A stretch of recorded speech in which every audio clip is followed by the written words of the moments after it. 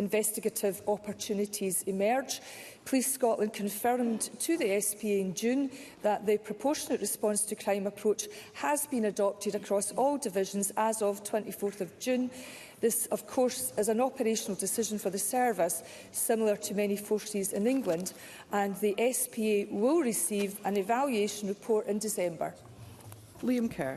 Well, the people of the North East have to live through this experiment, and alongside reports of the 16-year-old who, after drinking alcohol on the streets of Elgin, killed RAF veteran Keith Rawlinson after being refused admission onto his coach, we hear reports of Inverurie residents being intimidated by gangs of teens using the town centre as a personal playground, and Old Meldrum, Balmedy, Pitmedden residents reporting youth brandishing knives at passers-by. Does the Cabinet Secretary concede that electing not to investigate certain crimes, coupled with officer reductions and budget cuts, creates a haven for more antisocial behaviour issues across our communities? Cabinet Secretary. Presiding Officer, could I draw Mr Kerr's attention to the comments and contribution of the Assistant Chief Constable Boyd, who said that the the impact of this proportionate response to lower level offences gives officers more time to focus on local policing, keeping people safe from harm, protecting the vulnerable, bringing criminals to justice, solving problems and reducing re-offending. And also the impact of the North East pilot saw public satisfaction rates increase and freed up 2,657 police officers, all to the good effect of communities in the North East. Thank you. Question number 8, Rachel Hamilton. To ask the Scottish Government what its position is on how many genders there are. Minister Colcab-Stewart. Thank you, Presiding Officer. The Scottish Government's position is that of the law. In law, people are either male or female. Rachel Hamilton. I'm pleased to hear that Colcab-Stewart agrees with the First Minister that there are 2 genders. But in official guidance published this month, the SNP government claimed that there are dozens of different genders. Dozens. This doesn't make sense to people in mainstream Scotland. It seems ridiculous for this to be the focus of the Scottish Government. Why is the Scottish Government wasting so much time and resource on fringe obsessions? Yes. Minister. Minister. Thank you, Presiding Officer. The Scottish Government did not claim that. The Scottish Government recently updated its guidance for public bodies on collecting data on sex and gender to include a coding framework for free text responses. The framework is there to help official statistic producers to categorise people who identify as trans and have completed an open response question about their trans status. The categories were developed based on the most common responses to the question in the Census 2022. The framework should not be interpreted to mean there are a particular number of genders. It should only be used as a guide to classify responses to the recommended trans status question in surveys. Thank you. That concludes general questions. The next item of business is First Minister's questions. At question number 1, I call Russell Findlay. Thank you, Presiding Officer.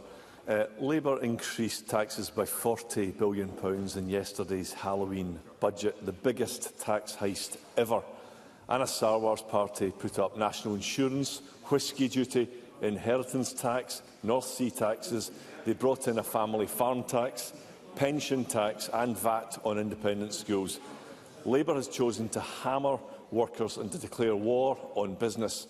But the SNP Finance Secretary described Labour's budget as a step Mr. Findlay. in the right direction. So if a £40 billion tax rise is just a step in the right direction, how much does the First Minister think it should be? First Minister. So, where I have sympathy with the Labour government in the United Kingdom is that they have inherited an entirely unsustainable set of circumstances in the public finances because of the absolutely menacing agenda of the Conservative government for 14 years.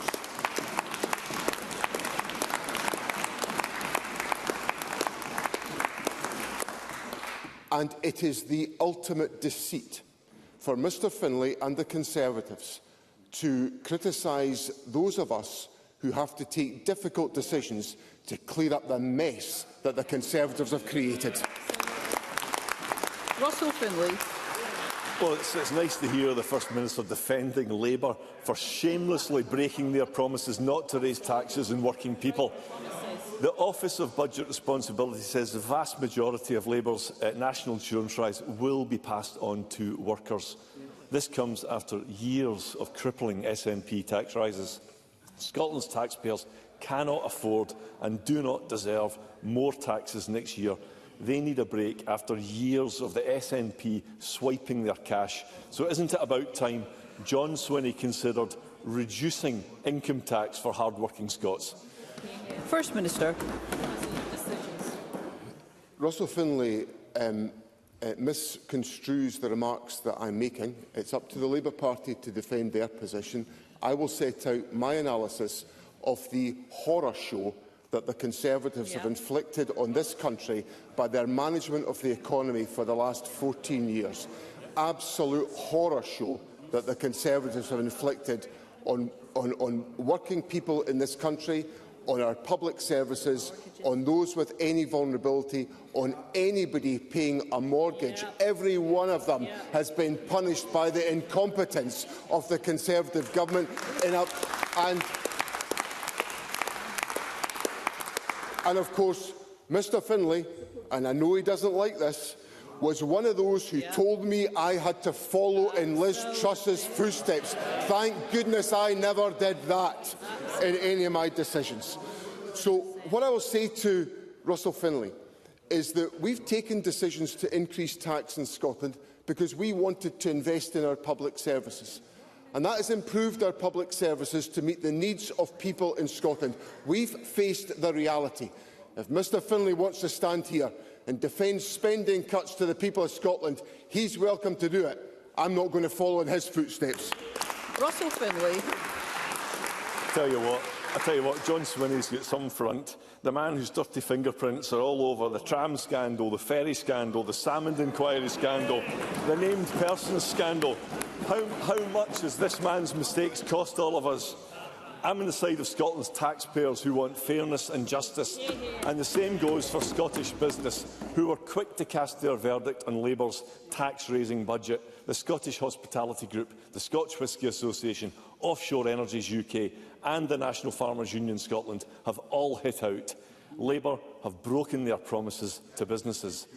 But will John Swinney keep his pledge made in last month's programme for government to support Scottish business owners? Will he now act decisively to cut taxes on Scottish business? First Minister. So it's part of my duty as First Minister to make sure that Parliament is properly informed about its history. It's part of my duty since I've been here since the very beginning. And on the question of the trams, I did not want to spend a single farthing on the trams. I wanted to spend that £500 million on dualling the A9, and the Tories forced me to spend it on trams.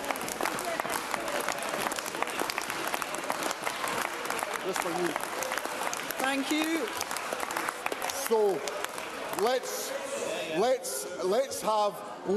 hear one another. It's so important that Mr Findlay does not do anything that might potentially mislead Parliament. It's part of my duty to correct his mistakes when he comes here. And when it comes to working with Scottish business, I'm delighted with the engagement the Deputy First Minister is taking forward in leading the Government's approach to investment, the dialogue with business. I look forward to discussing these issues when I attend the Scottish Financial Enterprise annual event tonight in the City of Glasgow. I look forward to discussing the success of the financial sector in the competitive climate that we create in Scotland. That's what business will get from my government. Russell Findlay. I think I've touched a nerve. John Swinney. Let's hear Mr Findlay. John Swinney protests his honesty here, but let's not forget the tram inquiry found that he had been responsible for a lack of candour. Now, the tax burden on Scottish workers and businesses is far too high, but the SNP and Labour think they're entitled to keep taking more and more, while Scotland's public services get worse and worse. This drives the disconnect between politicians and people. In the Scottish budget, John Swinney could go another way. The SNP could stop raising taxes and let people keep more of their own hard-earned money. So why won't John Swinney look to bring down bills for Scottish workers and businesses? First Minister. The problem with what Mr Findlay brings to Parliament, which his colleagues bring to Parliament, is that he's standing in front of me today arguing for a reduction in taxation. That involves a reduction then in public expenditure. But the problem, now, I'm being told that that's not correct, so I'm going to say it again, because that is what is involved. If you reduce taxation, then you reduce public expenditure in the commensurate amount, because we have to balance the budget. And, of course, we've done that for 17 continuous years as the Scottish Government. But the problem with Mr Findlay is that he's here today talking about tax cuts. Every other day of the week, the Tories are here demanding we spend more money on different aspects of the public services. So, when Mr Findlay talks about nerves, the issue is not touching a raw nerve with me. It's the nerve of Mr Findlay, who comes here calling for reductions in tax when he wants us to spend more. That's some nerve, Presiding Officer. Question number 2, Anna Sarwar. Thank you, Presiding Officer. Yesterday, Rachel Reeves announced the first Labour budget in 14 years. And after 14 years of Tory chaos, division and decline, it was a transformative and game-changing budget for Scotland. It delivers. Let us hear Mr Sarwar. In the election. Quite finished? Can we please hear Mr Sarwar? No one else has been called to speak. After 14 years, it delivers on the promises made in the election, ends the era of austerity, provides vital new investment for our public services and prioritises economic growth. And it includes the largest block grant settlement to the Scottish Parliament in the history of devolution. That's £1.5 billion of additional funding for the Scottish Government this year and a further £3.4 billion next year. That means the block grant will be £47.7 billion next year, a Labour government delivering for the people of Scotland. So will the First Minister welcome this transformative budget, welcome the end of the era of austerity and welcome this new investment for Scotland? First Minister. I don't think any of us are surprised that Mr Sarwar is just so excited this afternoon in his questions to Parliament that let me provide some calming influence in the parliamentary discourse this afternoon. The budget is a step in the right direction. I accept that and I welcome that.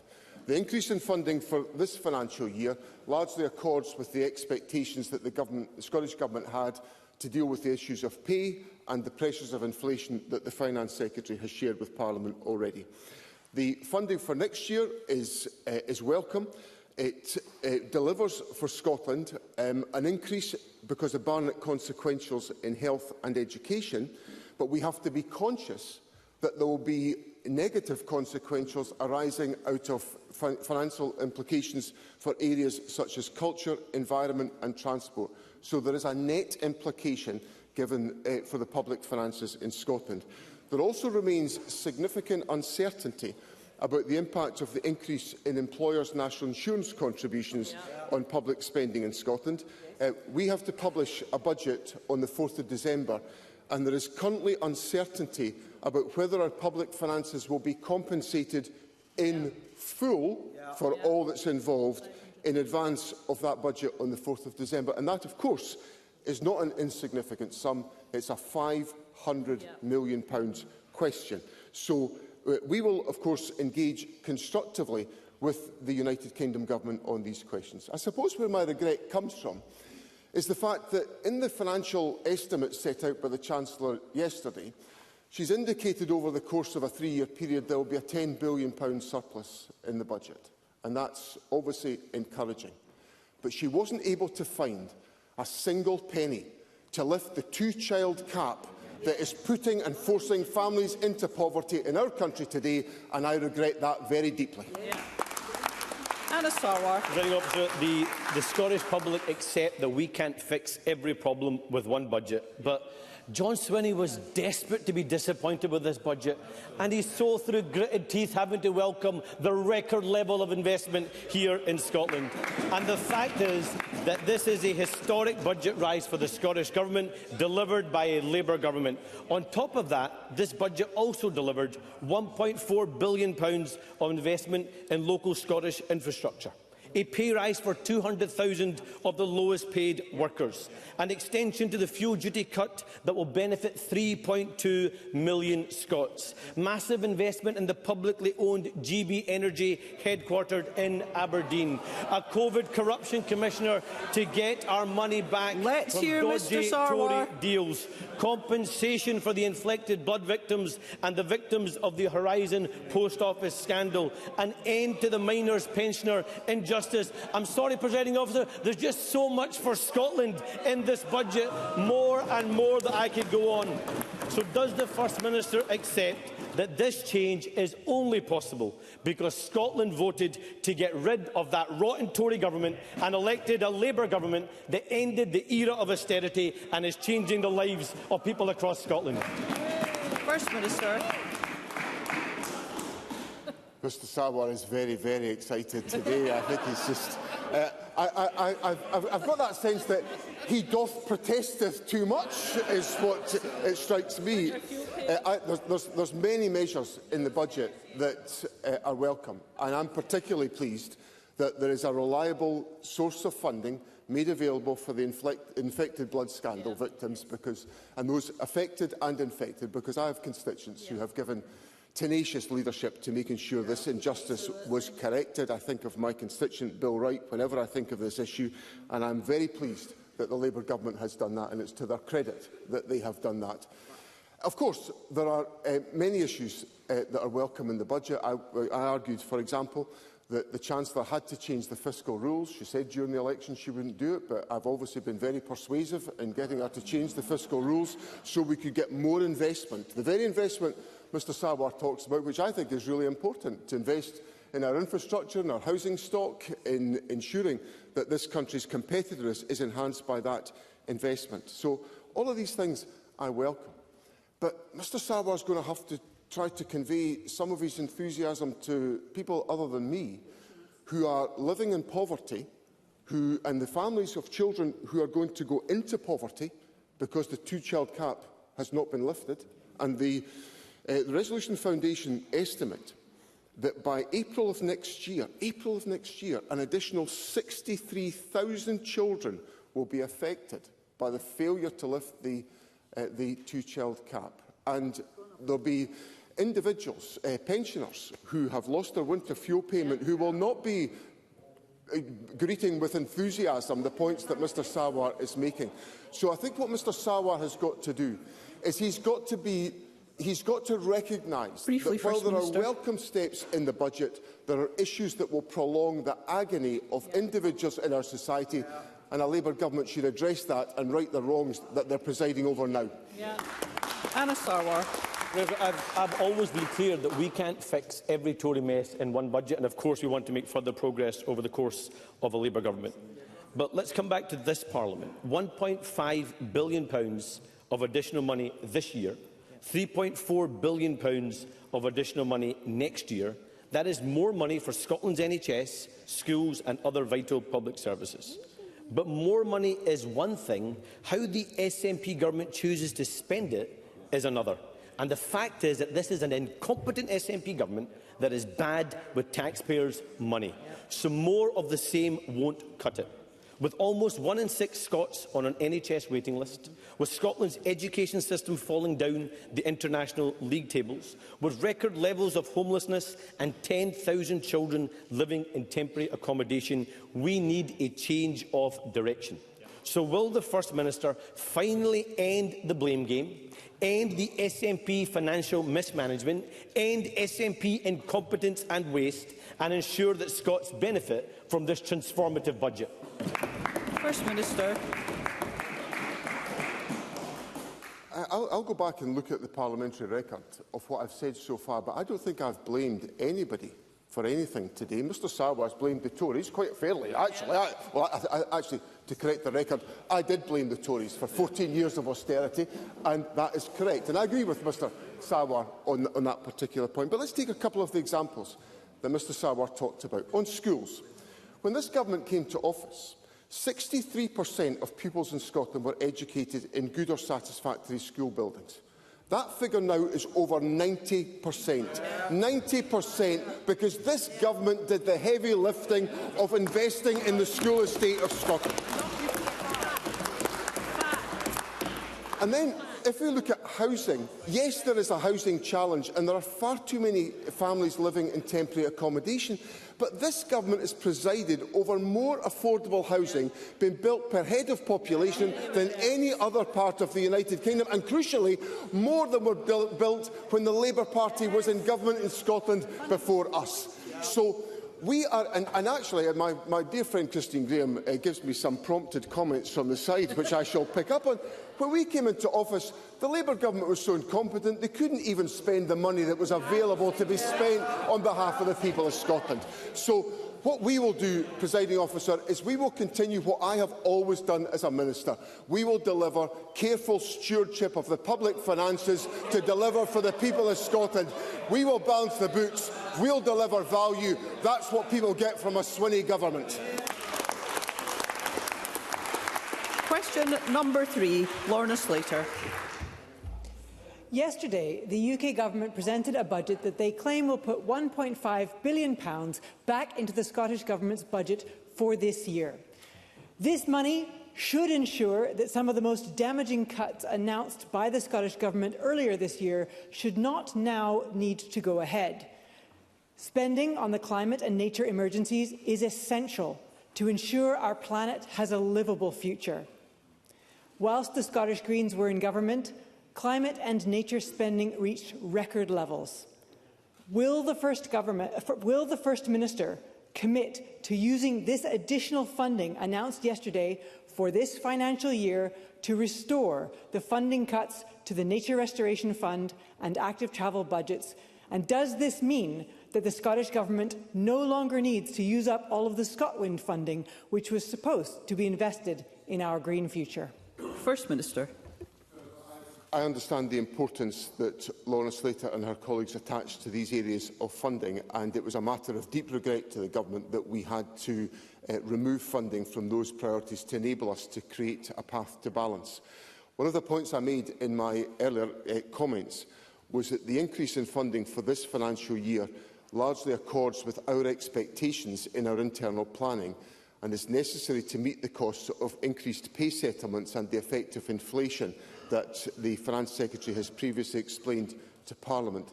So my expectation is not that we have any new capacity that opens up in this financial year. The resources that have been allocated so far, I expect, will be required to enable us to balance the budget during this year because of those pay and inflationary costs that we are facing. Lorna Slater. That's very disappointing to hear about this year. I'll ask the First Minister about next year. One of our proudest moments for the Scottish Greens during our time in government was rolling out free school meals for all primary children 4 and 5, because we know it's a simple and effective way to address the impacts of child poverty and make sure every child has the best chance at school. We were on course to expand that to every child in primary school by the end of this session of Parliament, until the Scottish Government put an indefinite delay on the rollout in this year's programme for government. Given the predicted £3.4 billion due to be added to next year's Scottish budget, will the First Minister reinstate the promise to deliver free school meals for the remaining pupils in primary 6 and 7 by 2026, as endorsed by this Parliament a few weeks ago? First Minister. Presiding Officer, that's a proposal that to which we will certainly give consideration in the budget process for the next financial year. And Lorna Slater puts to me a substantial proposition which can certainly be considered for the next financial year. Whether the resources are available to support it obviously is part of that whole budgeting process. But I do give Lorna Slater the assurance that we will look at that question. It was obviously, I recognise it was an issue that Parliament resolved upon, but obviously that has to have financial support within a budget. But I do give her the assurance that that issue will be considered. And of course the Finance Secretary is engaged in detailed discussions with all political parties in Parliament to secure the passage of the Government's budget for next year. And we look forward to a discussion on that and other questions with Ms Slater and her colleagues and with other parties in Parliament. Question number 4, Keith Brown. To ask the First Minister what assessment the Scottish Government has undertaken of the impact of the UK Government budget on Scotland. First Minister. Sir, I called on the UK Government to prioritise increased investment in public services, infrastructure and tackling poverty. While the measures announced by the Chancellor yesterday are a step in the right direction, we still face significant cost pressures going forward. This is hardly surprising after 14 years of underinvestment by the previous United Kingdom Government. We are assessing what the UK budget means for Scotland's public finances and, in particular, whether the increased cost to the public sector of higher national insurance contributions of up to £500 million will be fully funded and when we might receive reimbursement. There is a danger that we won't have that certainty in time for the 25-26 Scottish budget process. It is clear that we will need to see continued investment over the coming years to provide the funding that our public services need. Keith Brown.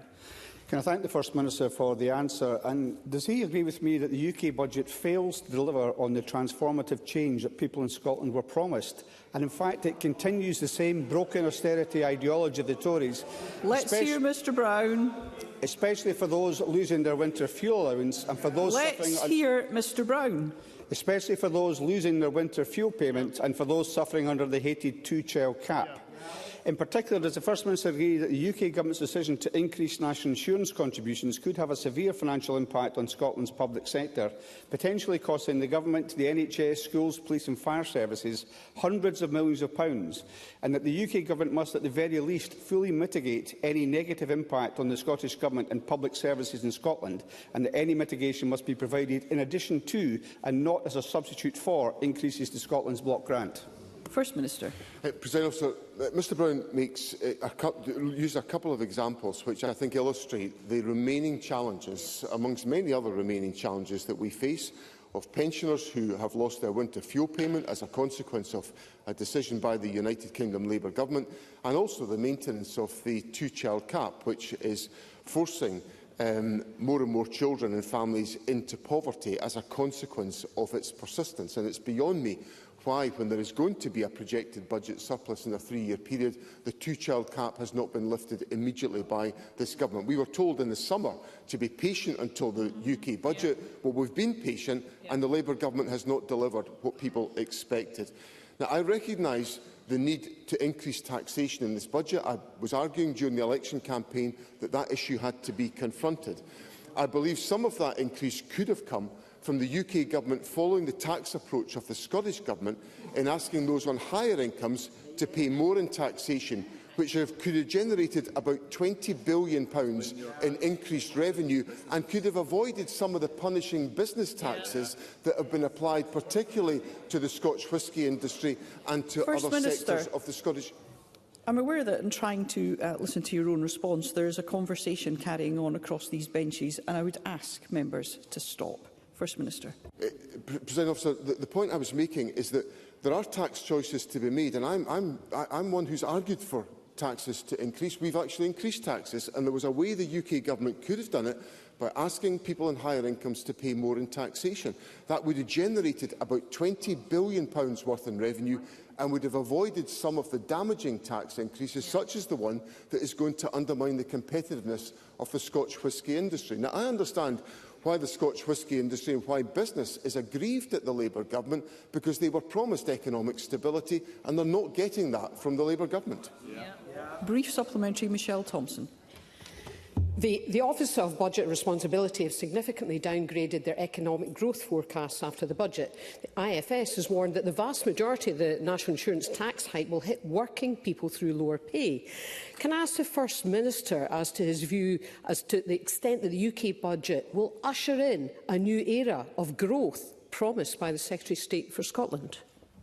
First Minister. Presiding Officer, I think some of the data that's been published is really very illustrative on the economic impact of the budget. Indeed, the information from the Resolution Foundation indicates that over the course of this Parliament, there is likely to be about, of the United Kingdom Parliament, about 0.5% of increase in average household incomes as a consequence of the measures that have been taken in the budget. Now, that will leave a lot of people feeling that their living standards have not increased in any meaningful fashion over the course of this parliamentary term.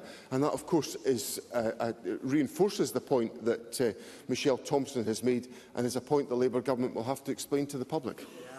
Question number 5, Liz Smith. To ask the First Minister what engagement the Scottish Government has had with Police Scotland officials who are responsible for investigating whether the actions of Professor El Jamil amounted to criminal conduct. First Minister. Presiding Officer, the investigation of any crime is an independent matter for Police Scotland, and the Scottish Government has no involvement in such matters. Scottish Government officials have met with Police Scotland in June this year to discuss the establishment of the public inquiry and other developing work, and had some further engagement with Police Scotland in September. Liz Smith.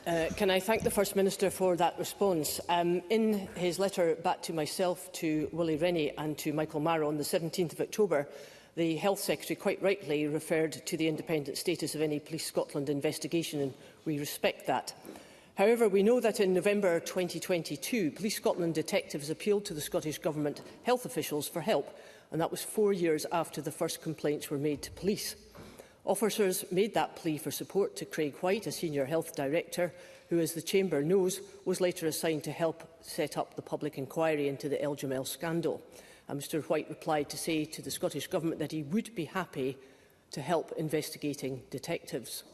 So as a matter of public interest, and based on what the First Minister has just said in his first response, can the First Minister tell me exactly on what basis that advice was being sought? Minister. I think I may have to have further exchanges with Liz Smith to understand exactly the point that she's wishing me to address. But what I would say to Liz Smith is that any approach from Police Scotland must properly, independently conduct a police investigation, and Liz Smith accepts that point. Whatever information Police Scotland wish to obtain from the Scottish Government, I would expect Scottish Government officials, Scottish Government ministers, to engage fully and substantively with Police Scotland on that question. And if there are any concerns about that, I will happily address them. But my expectation is that the Government would engage in addressing any request for information or assistance from Police Scotland in supporting their independent investigation. Willie Rennie. The First Minister will understand the deep anxieties that are felt by the ex-patients of Professor El Jamil, especially as some of his constituents are in that position. There is deep anxiety from them about the circumstances of the police asking for help from Craig White. Can the First Minister explore what possibly can be done to restore the confidence of those ex-patients in this process, to make sure that they are seeing that this process is above board? First Minister. On that point, obviously Mr Rennie is familiar with the fact I have constituents that are affected by this issue as well, and I engage with them in my constituency capacity. On the question of the engagement with Police Scotland, what I said to Liz Smith was an attempt to be helpful in this respect, that I would expect the Government to provide Police Scotland with whatever information Police Scotland were looking for in relation to their inquiries. Now, if there are deeper anxieties, I'm very happy to meet with Mr Rennie and Ms Smith and any other members who wish my intervention on this question. I'm very happy to do so if there are any outstanding issues that arise from my answers today. Question number 6, Pauline McNeill. To ask the First Minister what the Scottish Government's response is to the reported rise in sex crimes. First Minister. So let me state strongly, as I have done previously, that violence against women is totally abhorrent. Whilst I want to see a reduction in sexual crimes, we all know that sexual crime is underreported. One of the multiple factors behind the rise includes a greater willingness of victims to come forward, alongside increased support for survivors, including the use of pre-recorded evidence and a greater consistency in approach and use of specialist police officers. But it is the ending of such violence that should be our goal. Those who perpetuate sexual violence and abuse, the majority of whom are men, must be held to account, and it is only through fundamental societal change in the behaviours and attitudes of men that women can be protected. Pauline McNeill. Police Scotland received over 7,000 reports of sexual crimes between the start of April and the end of September this year, showing this upward trend. But that also included 20% rise on reported rapes. So I do acknowledge what the First Minister said, and more people are reporting it, and that is progress. But this, of course, is indicative of the fact that male violence against women remains endemic, and the First Minister and myself agree on that. And there is no part of the world where women are safe from these types of crimes. I'm sure we agree on that too. But does the First Minister agree that if Scotland is to be a leading country in tackling this, and how our criminal justice system treats victims of rape and sexual violence, since the Government voted to extend the limits for trials until the end of next year, and given one of the most distressing things for victims of sexual assault is the length of time that it takes to come to court, can the First Minister give Parliament a guarantee that the Government will not seek any further extensions on the court time limits, as it did yesterday, to give victims some comfort that delays will continue to reduce in our courts? First Minister. There is the overwhelming majority of what Pauline McNeill says, if not all of it, I agree with. And I would commend Police Scotland for the work that they've done in perhaps driving some of this reporting through the very successful That Guy campaign, which I think is acknowledged across the Parliamentary Chamber as one of our most effective means of communication. I think the Government is still dealing with the implications of the COVID pandemic on the criminal justice system, and we have sought approvals from Parliament for further extensions. We will not seek any further extensions to those arrangements, so I give Pauline McNeill that assurance today. And obviously there are other steps that we can take. Indeed, yesterday the Court of Appeal determined on the Lord Advocate's reference in relation to issues on corroboration, which obviously has an effect on some of these questions in relation to prosecution as well. Pam Gossel. Thank you, Presiding Officer. Figures released early this week have shown that 1,400 rape allegations have been made in Scotland between April and September of this year, representing an increase of around 20% from the same period last year. While it is encouraging that more survivors are coming forward and reporting this abuse, more needs to be done. Last year, I worked with a rape survivor, Ellie Wilson, to urge the Scottish Government to introduce guidance on how higher education institutions should handle cases of sexual misconduct. Therefore, I ask the First Minister, what progress has his government made to ensure that such guidance is issued? First Minister. I'll need to give Pam Gossel a letter with the definitive answer to that question, but during my time as Education Secretary, for example, I took forward work along with ministerial colleagues on the Emily test, which was in relation to the terrible circumstances of Emily Drew, who was the victim of sexual violence. And that was rolled out within the higher education sector, and obviously I'll look with care at the point that Pam Gossel makes. But there are a range of interventions we have to take to ensure that individuals are able to come forward, but there's also steps we have to take to change the culture amongst men and their attitude towards sexual violence. That has to change to improve the lives of women in our society. Audrey Nicoll. Thank you, Presiding Officer. As convener of the Criminal Justice Committee, I've heard much testimony from survivors of sexual violence and what they perceive to be a barrier to their cases getting to court. Can the First Minister outline whether yesterday's decisions of the Appeal Court on corroboration will improve access to justice for victims of sexual crimes? First Minister. President Officer, the Lord Advocate's view of yesterday's decision is that it has the potential to transform the way all offences are prosecuted, and in particular sexual offences, and that will contribute to the development, and I quote, of a progressive and humane justice system. So I welcome any decision that will do that, and I'm sure everyone in the Chamber will do so as well. As Audrey Nicholl will recall, I served on the Criminal Justice Committee under her convenership last year, and I heard much of the testimony to which Audrey Nicholl refers. It is powerful testimony, and the Government is taking forward the contents of the Victims, Witnesses and Justice Reform Bill, which commits to having a trauma-informed justice system that puts victims and witnesses at its heart. And we want to make sure that anyone who's been a victim of a sexual crime to have confidence in our justice system. You move to general and constituency supplementaries. I call Christine Graham. Thank you very much, Presiding Officer. First Minister will be aware that, without any notice to the Scottish Government, NHS Lothian has withdrawn its £200,000 or thereabouts share of funding for Veterans First Point service, leaving the Scottish Government alone to fund this. With Glencore's barracks in my constituency, I'm aware how specialised and vital this service is for veterans, providing mental and emotional support, both through professional interventions and also with the help of peers. Does the First Minister agree with me that this is a very wrong decision by NHS Lothian, and particularly cruel and thoughtless as we approach Remembrance Day? First Minister. President Officer, I understand there is engagement going on with NHS Lothian about that very question. These services are vital. It's important that our veterans community are well supported at all times, but particularly in relation to the period around Remembrance Day.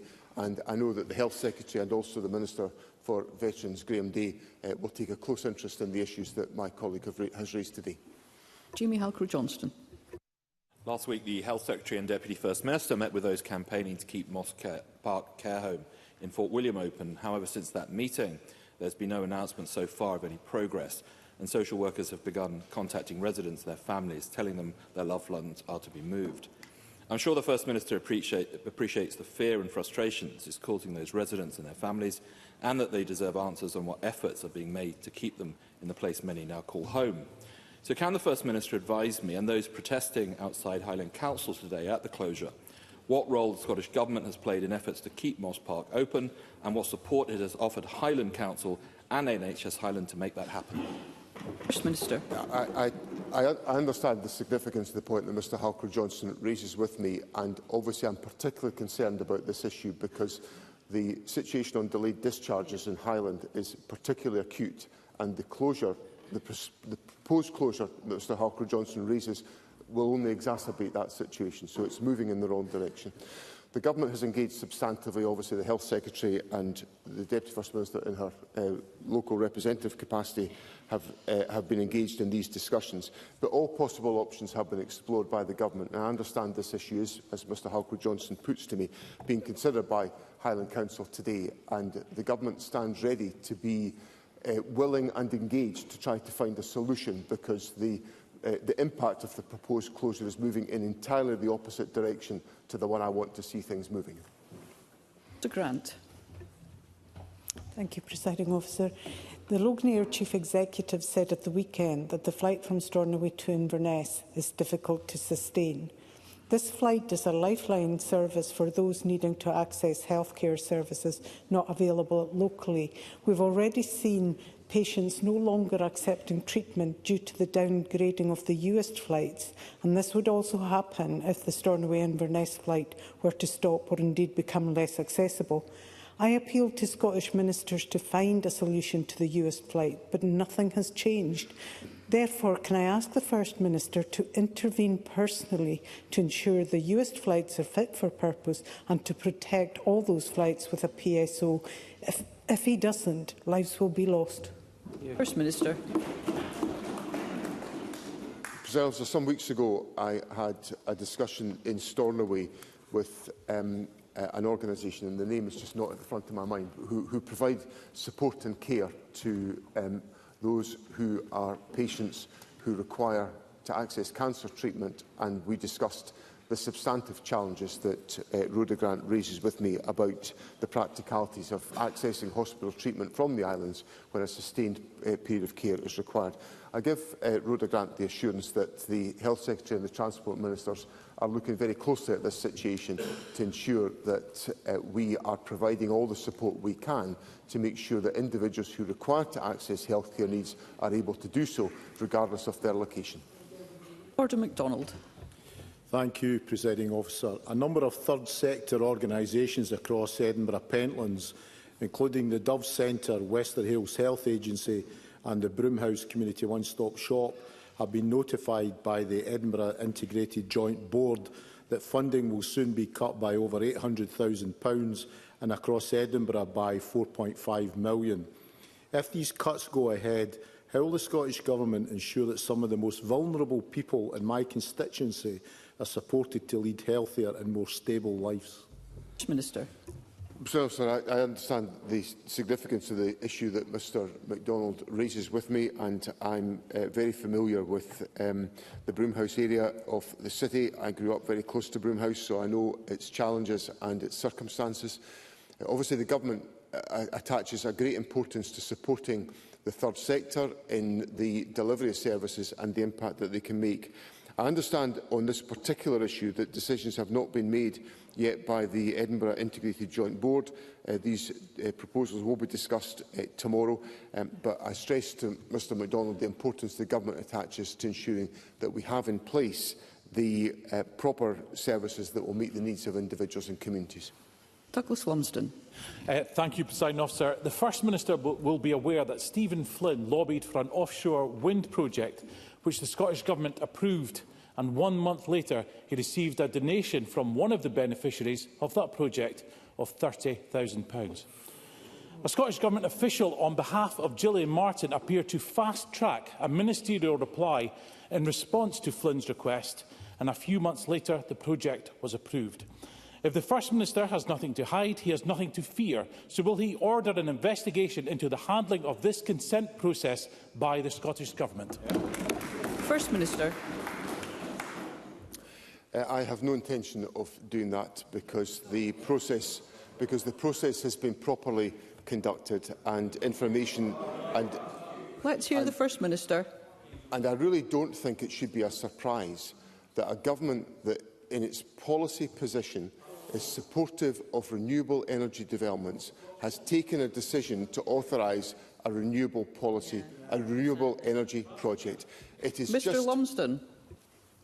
Mr Lumsden, you have put your question. I would like to hear the response. First Minister. Presiding Officer, there was information released under Freedom of Information requests on earlier this year, which show no breaches of protocol, and I really don't think it's a big surprise that a government that has had a consistent policy position for 17 years in favour of renewable energy development should take a decision to consent a renewable energy development.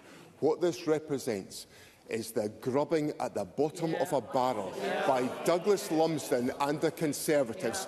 It debases this Parliament, it debases the Conservative Party, and it shows they have got nothing constructive to say in Scottish politics. Michael Mara. Thank you, Presiding Officer. Can I draw the Chamber's attention to my register of interest as a member of the GMB trade union? In 2019, a job evaluation process for district nurses working for NHS Tayside resulted in their jobs being upgraded. NHS Tayside have thus far refused to honour that pay rise and pay the women what they are due. GMB Scotland have appealed to the Cabinet Secretary for Health to intervene, and he has refused, citing the fact that the job evaluation process is an independent process. But, First Minister, he is right, of course, but that process is long since complete. The question now is whether the Health Board pay the workers the money they're due. But can I ask the First Minister to take a personal interest to ensure that these workers in NHS Tayside, which does serve as constituents, get the money that they deserve? First Minister. I think I understand all of the issues that Ms O'Mara puts to me. The complication here is that there is a due process to be gone through, which involves the possibility of tribunal. And I understand this issue is going to tribunal, which is a material part of the process of determining these issues. Now, I know that's cold comfort to anybody who's affected by this, but it is the process that we have to go through to determine on these issues. But if there is anything further that can be added to that, I will consider whether there is a case for that. Thank you. That concludes First Minister's questions. There will now be point of order. Nicola Sturgeon. Thank you, Presiding Officer. On a point of order, at decision time last night, Parliament was tied 62 to 62 on my colleague Alexander Burnett's motion to annul the Local Services Franchises Regulations. With Deputy Presiding Officer Liam MacArthur in the chair and the other Deputy Presiding Officer voting along her party's whip, the SNP were already granted an artificial boost to their voting numbers compared to if you had been in the chair, Presiding Officer. And I did raise an eyebrow at the exact number of SNP MSPs voting. It was one more than I thought when we consider the pairing arrangements. That aside, the Deputy Presiding Officer cast their deciding vote against the motion to annul and stated that the reason was protecting the status quo.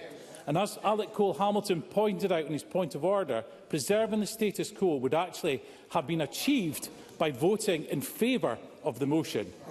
This is because a negative instrument, which is still a new law, is subject to less democratic scrutiny and can only be stopped by a motion to annul it. Now, if the vote had been on an affirmative SSI, an LCM, an amendment at stage 3 of a bill, or even the final vote of the bill itself, the Deputy Presiding Officer would have cast their vote against creating the new law. On this occasion, the Deputy Presiding Officer cast their vote to pass a new law, and in doing so created a majority in Parliament where one did not exist. I seek your guidance as to whether Chamber protocol was followed correctly last night, because from where I'm standing, it seems as if the SNP have passed new regulations against the clear will of both committee and Parliament, with the backing of the cast and vote from the Chair. Thank you, President Officer. Thank you, Mr Lumsden. The Parliament was asked whether the instrument should be annulled, and it was unable to decide that matter. Therefore, the presiding officer in the chair cast a vote against that change. Last night's vote means that the motion to annul fell and means that the negative SSI stays in place.